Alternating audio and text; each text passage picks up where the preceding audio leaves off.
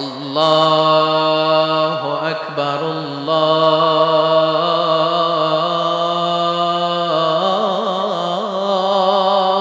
আকবার। আবু মাহাজুরা এই বাক্যটা পড়লেন। বিশ্বনবী দ্বিতীয় বাক্য পড়তে আরম্ভ করলেন, আল্লাহু আকবার, আল্লাহু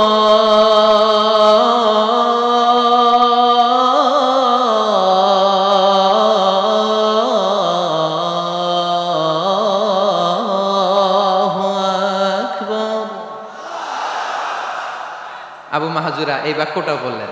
বিশ্বনবী আবু মাহাজুরার মাথার মধ্যে হাত দিয়ে তৃতীয় বাক্য বললেন, আশহাদু আল্লা ইলাহা ইল্লাল্লাহ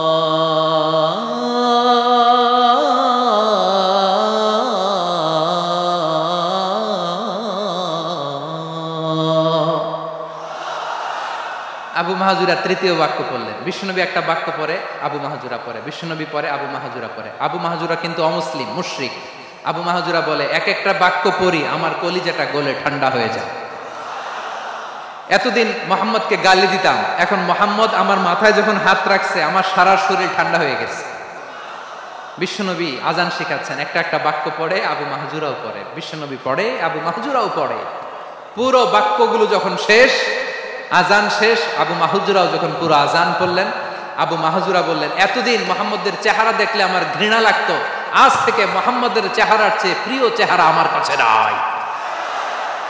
আবু মাহাজুরা বললেন, ও মুহাম্মদ, আজানের বাক্য তো আপনি আমারে শেখালেন, এখানেই শেষ করবেন না, আপনি আমারে পড়ায় দেন, লা ইলাহা ইল্লাল্লাহু মুহাম্মাদুর রাসূলুল্লাহ সাল্লাল্লাহু আলাইহি ওয়াসাল্লাম।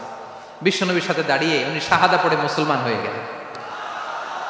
এবার আবু মাহাজুরা বলে, ইয়া রাসূলুল্লাহ, ইয়া হাবিবাল্লাহ, আমি মুমিন হয়েছি, মুসলমান হয়েছি,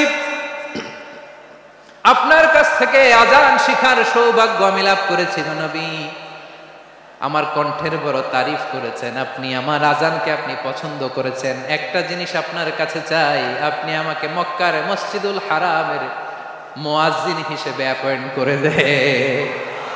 বিষ্ণু ইসা ইসলাম বললেন, যাও আবু মাহজুরা, আমি তোমাকে পৃথিবীর শ্রেষ্ঠতম মসজিদ মক্কার মসজিদুল হারামের মুয়াজ্জিন হিসেবে অ্যাপয়েন্ট করে দিলেন। দেখছেন কিভাবে ট্যালেন্ট হান্টিং করতে হয়, কিভাবে হিউম্যান রিসোর্স মানব সম্পদকে ব্যবহার করতে হয়। আসছিল আজানকে ভেঙাইতে, আসছিল কেন? আজানকে ব্যঙ্গ করার জন্য, বিকৃত করার জন্য। আজানকে বিকৃত করতে যে ইসলামের সবচেয়ে শ্রেষ্ঠ মসজিদের মুয়াজ্জিন হয়ে গেল। পড়েন সুবহানাল্লাহ। হযরত আবু মাহজুরা রাদিয়াল্লাহু তাআলা আনহু ওনার এই সুললিত কণ্ঠ ব্যবহার করে মসজিদুল হারামে এত সুন্দর করে আল্লাহু আকবার বলে আজান দিতেন। মানুষগুলোর, মুসল্লিগুলোর, মক্কাবাসীর হৃদয়কে তিনি বিগলিত করে দিতেন, মানুষের হৃদয়কে ঠান্ডা হয়ে যেত। শুধু এখানেই শেষ না আমার যশোরের ভাইয়েরা। বিশ্বনবী যখন সাইয়েদনা আবু মাহজুরা রাদিয়াল্লাহু তাআলা আনহুকে আজান শিখাচ্ছিলেন, বলেন তো বিশ্বনবীর হাতটা কোথায় ছিল? আবু মাহজুরার মাথার সামনে, এই চুলের উপরে ছিল। আবু মাহজুরা ওই স্মৃতিটাকে ধারণ করবার জন্য, ওই স্মৃতিকে বহন করার জন্য বিশ্বনবীর মোবারক হাত আবু মাহজুরার কপালের চুলের যেই জায়গায় লেগেছে, মৃত্যুর আগের দিন পর্যন্ত আবু মাহজুরা মাথার ওই চুলে কোনোদিন ছুরি আর কামার লাগায় নাই,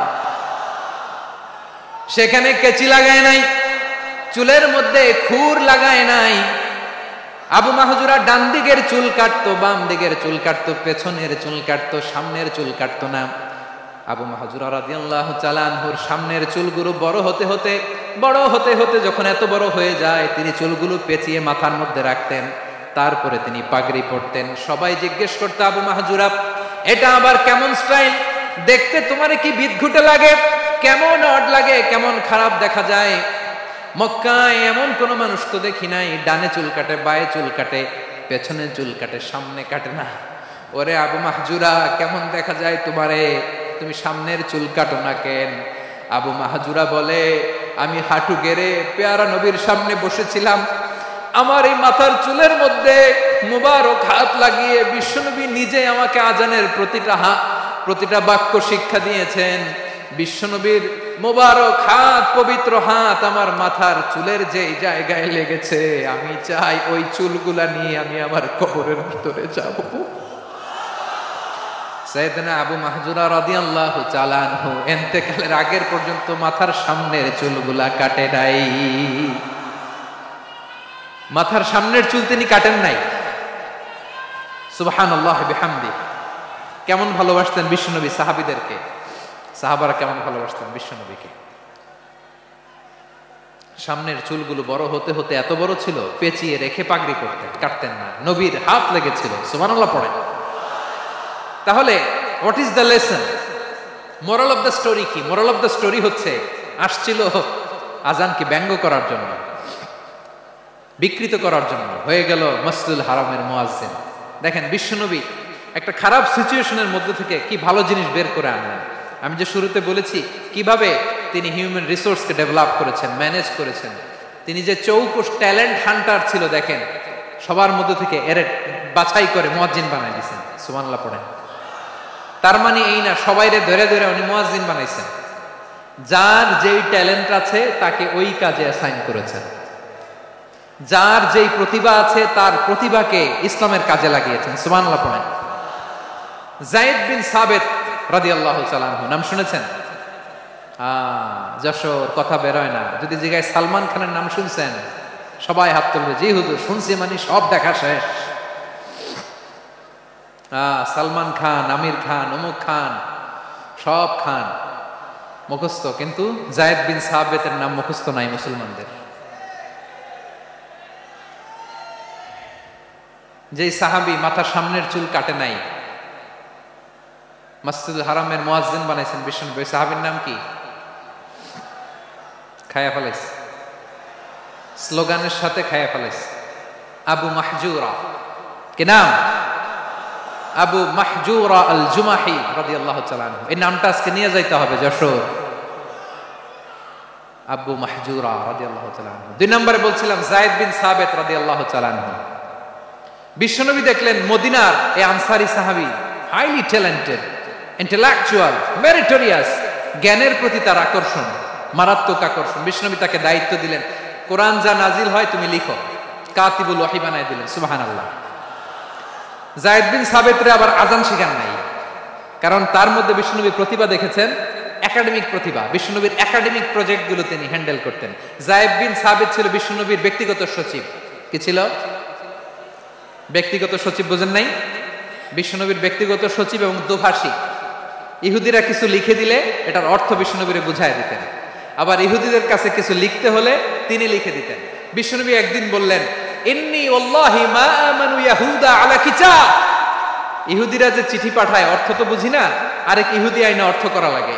আবার ইহুদিদের কাছে কিছু লিখে পাঠাইতে চাইলে আমরা তো লিখতে পারি না, ইহুদিরে দিয়ে লেখা লাগে। ওরা যে পয়রা শোনায় লিখে দেয়, আমি ওদের বিশ্বাস করি না। আমার নিজের একজন লোক দরকার। বিশ্বনবী এই যায়েদ বিন সাবিতকে চুজ করলেন ল্যাঙ্গুয়েজের জন্য। উনি বললেন, যায়েদ তোমার সফট স্কিলকে ডেভেলপ করতে হবে, তুমি হিব্রু ল্যাঙ্গুয়েজ শিখে ফেলো। যায়েদ বিন সাবিত বলল, বিশ্বনবীর মোটিভেশন আর ইন্সপিরেশন পেয়ে আমি 15 দিনে ইহুদিদের এই হিব্রু ল্যাঙ্গুয়েজ শিখে ফেললাম। শুধু শিখে ফেললাম না, হাত্তা হাদিকতু, even I became master in the language. এই ভাষা আমি পারদর্শী হয়ে গেলাম।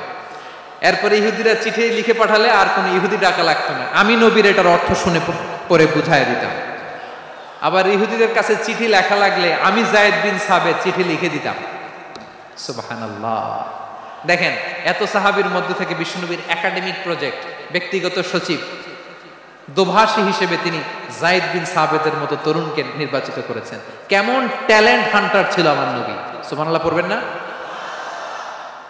বিশ্বনবীর ইন্তেকালের পরে সাইয়েদনা আবু বকর রাদিয়াল্লাহু তাআলা আনহু যখন খলিফা হয়ে আসলেন, কোরআনকে সংকলনের দায়িত্ব দেয়া লাগবে, কোন সাহাবীকে দিবেন?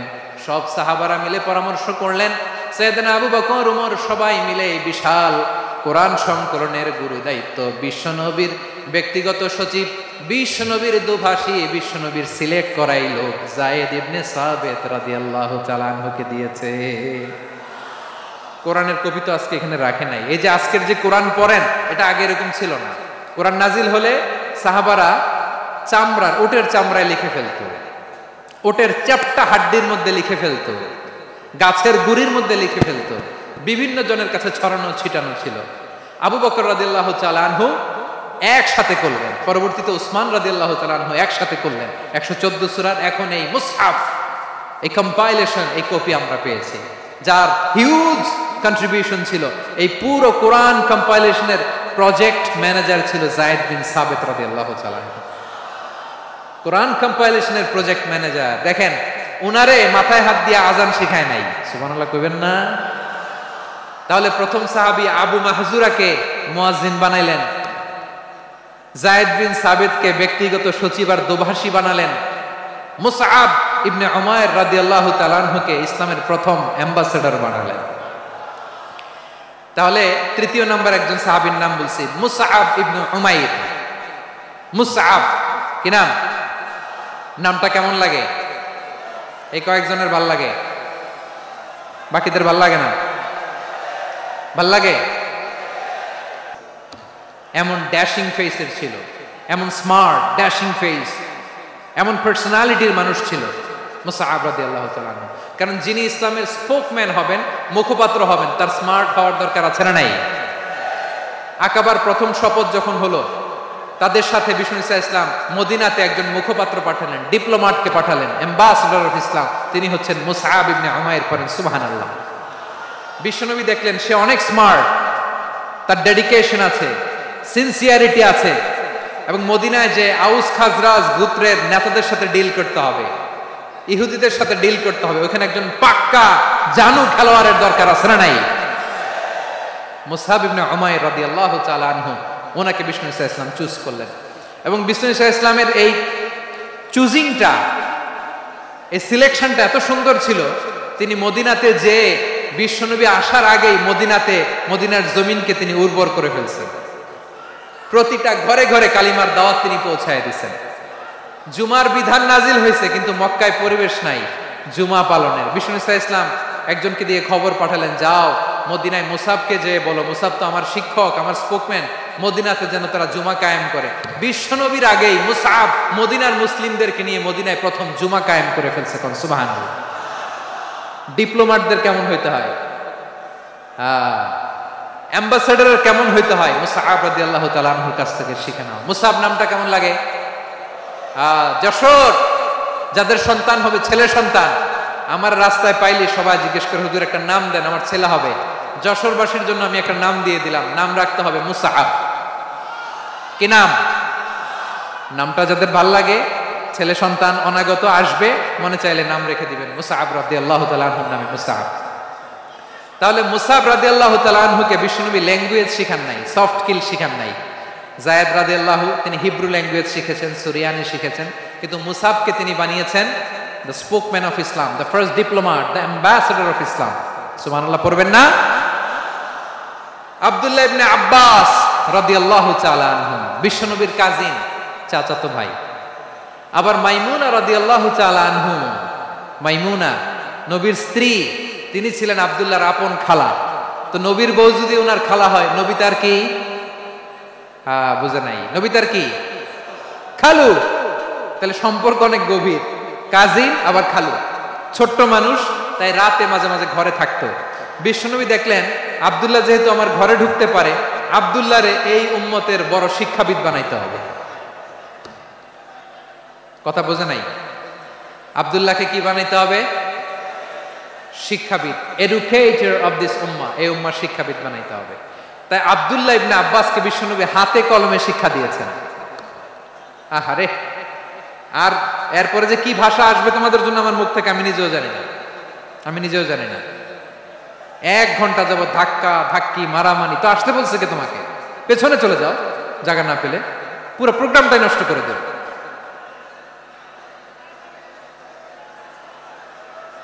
জি, আমার দিকে তাকান, আমি শেষ করে দিচ্ছি। হবে না, ইন্টেলেকচুয়াল আলোচনা এখানে হবে না, আমি বুঝতে পারছি, আমি শেষ করে দিচ্ছি। আব্দুল্লাহ ইবনে আব্বাস রাদিয়াল্লাহু তাআলা আনহু, মনোযোগ দিয়ে কয়েকটা মিনিট শুনুন, আমি এখনই শেষ করে দিচ্ছি। এরপর আওয়াজ করবে, এই যে। এগুলো কি আমি বুঝলাম না। আমি বললাম না সব করা যাবে, বসে যাও, শুয়ে যাও, চলে যাও, আওয়াজ করা যাবে না। অন্যকে বসো এটাও বলার দরকার নেই, জাস্ট এদিকে তাকাও। আল্লাহ। আব্দুল্লাহ ইবনে আব্বাস রাদিয়াল্লাহু তাআলা আনহু, ওনাকে বিশ্বনবী হাতে কলমে শিক্ষা দিয়েছেন, যেহেতু উম্মতের শিক্ষাবিদ হবেন, এডুকেটেড হবেন। তো বিশ্বনবী রাতে যখন তাহাজ্জুদ পড়তেন, ছোট্ট আব্দুল্লাহ ঘরে থাকতো, বুঝতে পেরেছেন? ছোট্ট মানুষ তো ঘরে থাকতো। তো বিশ্বনবী তাহাজ্জুদের জন্য একবার দাঁড়িয়েছেন, ছোট্ট আব্দুল্লাহ ওযু করে দাঁড়াইছে। আচ্ছা বলেন তো, ইমাম আর মুসল্লি মোট যদি দুইজন হয়, একজন ইমাম একজন মুসল্লি, তো মুসল্লি ইমামের কোন দিকে দাঁড়াবে?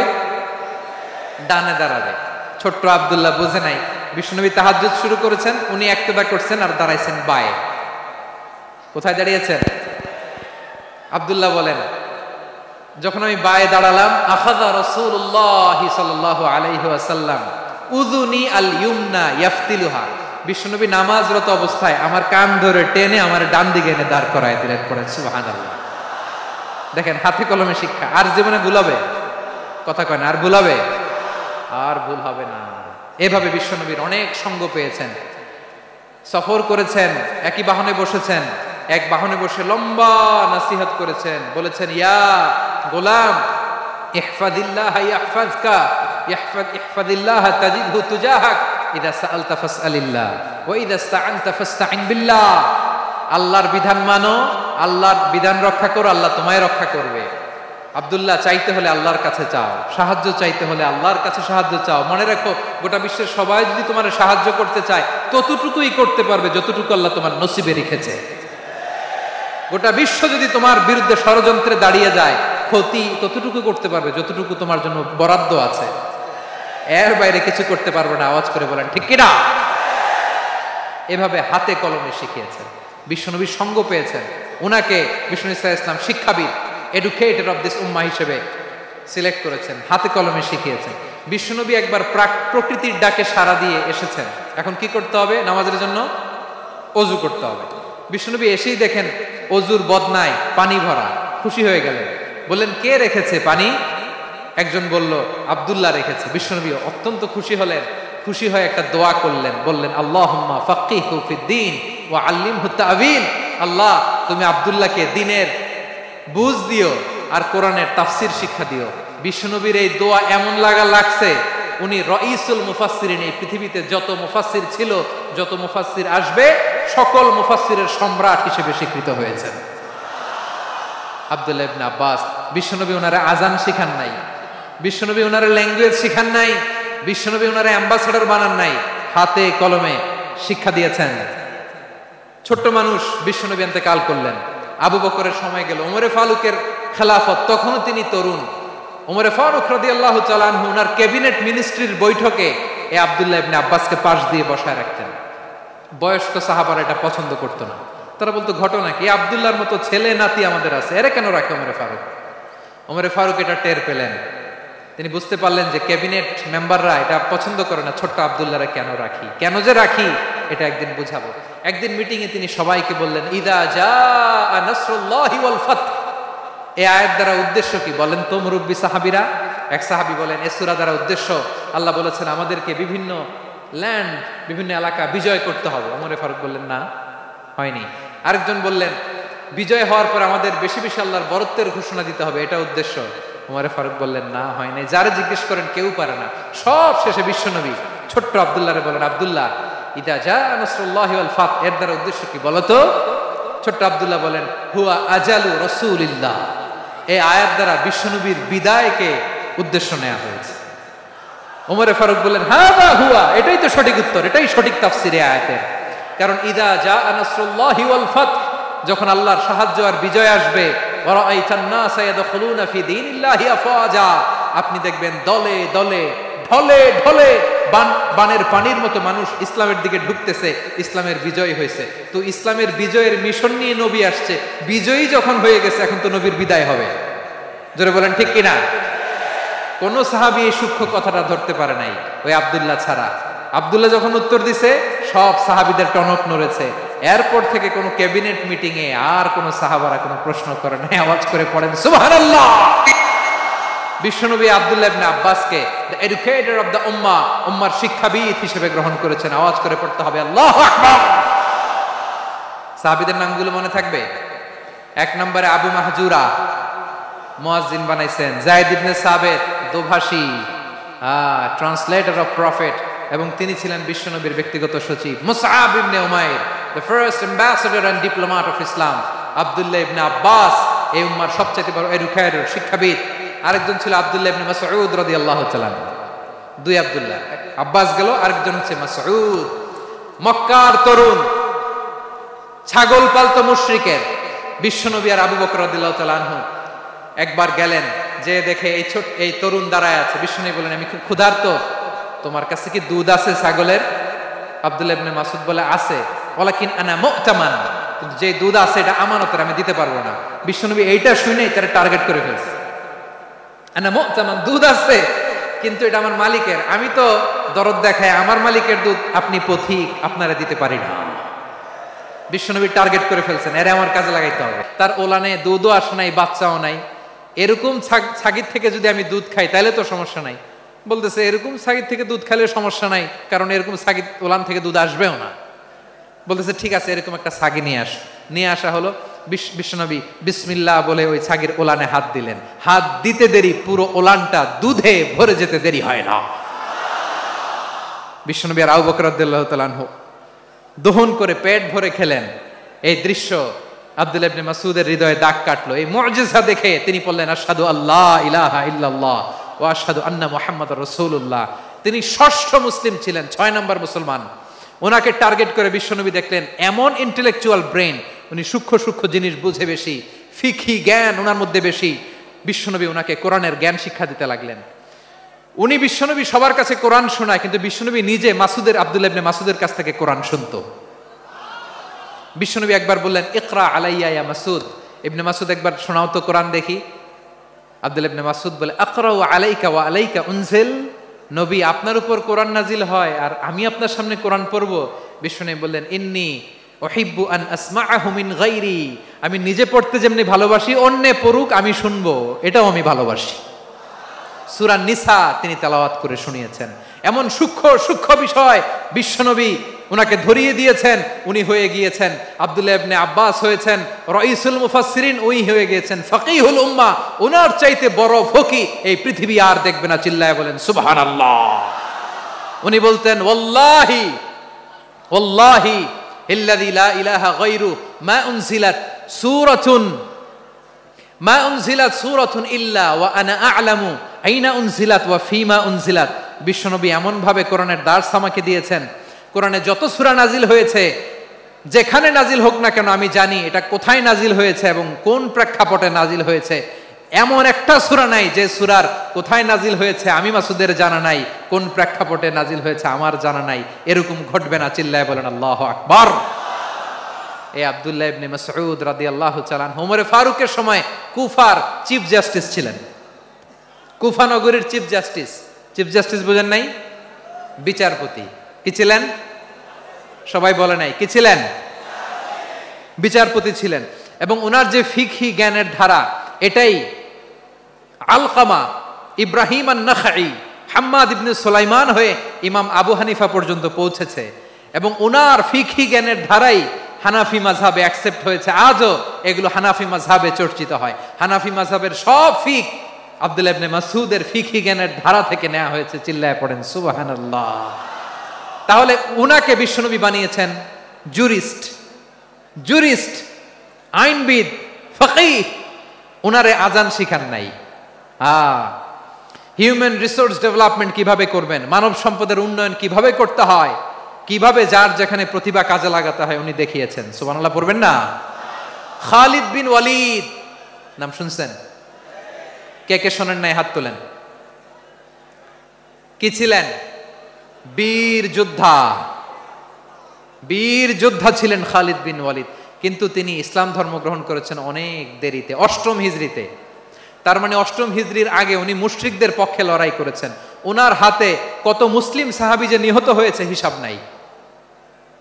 বিশ্বনবী টার্গেট করে রাখছে, তুমি আমাদের মুসলিমদের এত ক্ষতি করলা, তুমি যখন মুসলমান হবা তোমারে দিয়ে আমি এমন কাম করামু যে এটা আর কেউ করতে পারবে না। সুবহানাল্লাহ নাই? যশোর ক্লান্ত হয়ে গেছে।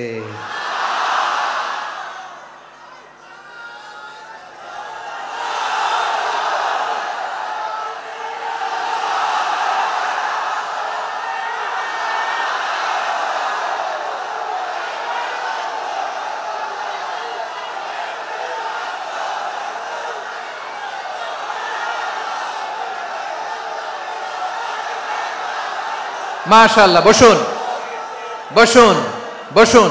খালিদ বিন ওয়ালিদ রাদিয়াল্লাহু তাআলা আনহু ৮ম হিজরিতে মুসলিম হয়েছেন, মক্কা বিজয়ের আগে।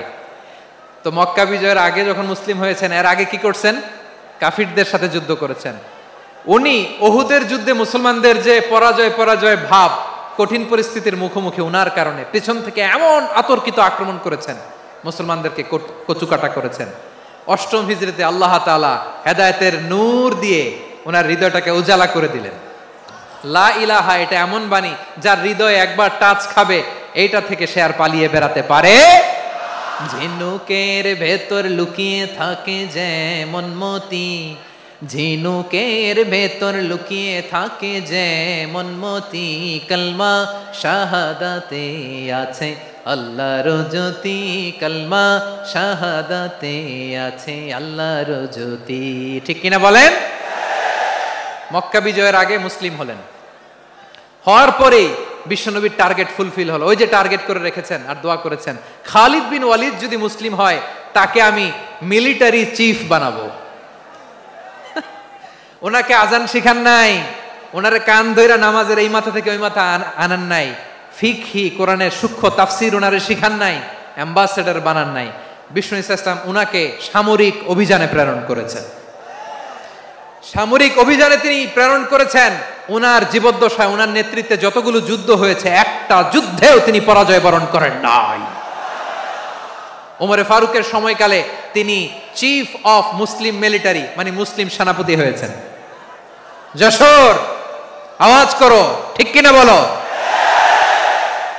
সেনাপতি, মুসলিম সেনাপতি। তাহলে কিভাবে হিউম্যান রিসোর্স ব্যবহার করতে হয় গোটা বিশ্ব আমার নবীর কাছ থেকে শিখে নাও। খালিদ বিন ওয়ালিদ, ওনাকে বিশ্বনবী একটা উপাধি দিয়েছেন। উপাধিটা হচ্ছে সাইফুল্লাহিল মাসলুল, আল্লাহর নাঙ্গা তরবারি, আল্লাহর খোলা তরবারি, দ্য ওপেন সোর্ড অফ আল্লাহ।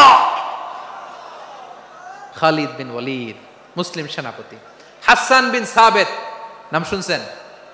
দেখি উনি কি ছিল বলেন। রাসূলের সভা কবি, কালচারাল হিজিমনিকে ডিফিট করার জন্য। উনি ভালো অস্ত্র চালানো জানতেন না, ওই কাজে উনি যেতেন না। উনার ছিল কাব্য প্রতিভা। কাব্য প্রতিভা, কাফিররা কবিতা দিয়ে নবীকে গালি দিত। বিশ্বনবী বলতেন, ইয়া হাসান আজিব আন রাসূলিল্লাহ, তুমি নবীর হয়ে কাফেরদের এই কথাগুলোর জবাব দাও। বিশ্বনবীর একটা মিম্বার ছিল। বিশ্বনবীর মিম্বারের পাশাপাশি মসজিদে নববীতে এই হাসান বিন সাবেতের জন্য বিশ্বনবী একটা স্পেশাল মিম্বার বানিয়ে দিয়েছেন। এখান থেকে তুমি জবাব দাও। এবং বিশ্বনবী বলেছেন, আল্লাহুম্মা আইয়িদহু বিরূহিল কুদুস, আল্লাহ হাসান আমার পক্ষে জবাব দেয়, তুমি জিব্রাইল মারফত তাকে সাহায্য পাঠায়া দিও। রাসূল সাল্লাল্লাহু আলাইহি ওয়াসাল্লামের সভা কবি, the poet of the prophet, নবীর কবি। উনি কবিতা দিয়ে এমন উচ্চাঙ্গের ভাষায় কবিতা দিয়ে তিনি জবাব দিতেন, কাফিরদের গা শিহরে যেত, তাদের হৃদয়ে আগুন ধরে যেত। তাহলে এরকম কবিরও দরকার আছে না নাই? এখন যাকে আল্লাহ দিছে কাব্য প্রতিভা, এরা যদি আপনি যুদ্ধের ময়দানে পাঠান হবে? যারে দিছে সুরেলা গলা, এরা যদি অ্যাম্বাসেডর বানান হবে না। হাসান বিন সাবিত ছিলেন বিষ্ণু ইসলামের কবি। হুযায়ফা ইবনুল ইয়ামান বিশ্বনবীর গোয়েন্দা বিভাগের প্রধান। কিসের প্রধান? হুযায়ফা ইবনুল ইয়ামান। ওনার ছিল ডিটেকটিভ মাইন্ড, ডিটেকটিভ মাইন্ড, গোয়েন্দা বিভাগের প্রধান। এবং উনি হচ্ছেন সাহিবু সিররি রাসূলিল্লাহ, রাসূল সাল্লাল্লাহু আলাইহি ওয়াসাল্লামের গোপন তথ্যের ধারক বাহক। নবীর যেই কথা কেউ জানে না, সব হুযায়ফার পেটের ভিতরে ছিল। সুবহানাল্লাহ পড়েন। মদিনার যত ইহুদিদের একটা লিস্ট ছিল, এই লিস্ট শুধু দুইজন জানতো, বিশ্বনবী আর হুযায়ফা। সুবহানাল্লাহ পড়বেন না?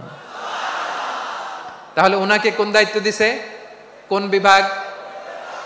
যশোর, আওয়াজ করো কোন বিভাগ? গোয়েন্দা বিভাগের হেড ছিল।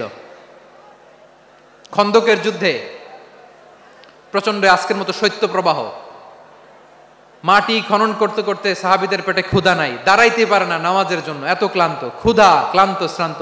বিশ্বনবী বললেন, কে আছো এই কঠিন শীত, এই ভয় আর ক্ষুধার মধ্যেও খন্দকের পরীক্ষার টপকে শত্রু শিবিরে যে আমাকে তথ্য দিবা, কে আছো? কারো গায়ে শক্তিই নাই যে দাঁড়াবে, কেউ দাঁড়ায় না। বিশ্বনবী তখন নিজে হুজাইফাকে ডাক দিলেন, হুজাইফা, যে আমাকে আজকে শত্রু শিবিরের তথ্য এনে দিবে সে জান্নাতে আমার মোরাফাকা, আমার সঙ্গী হবে। হুজাইফা রাদিয়াল্লাহু ইবনুল ইয়ামান জীবনের ঝুঁকি নিয়ে এই ক্ষুধা, শৈত্য প্রবাহ, কোল্ড ওয়েভসকে উপেক্ষা করে পরীক্ষা টপকে শত্রু শিবিরে যে সবার কথাগুলো চুপে চুপে শুনে বিশ্বনবীর দরবারে এসে গোয়েন্দাদের মতো তথ্য সরবরাহ করেছে।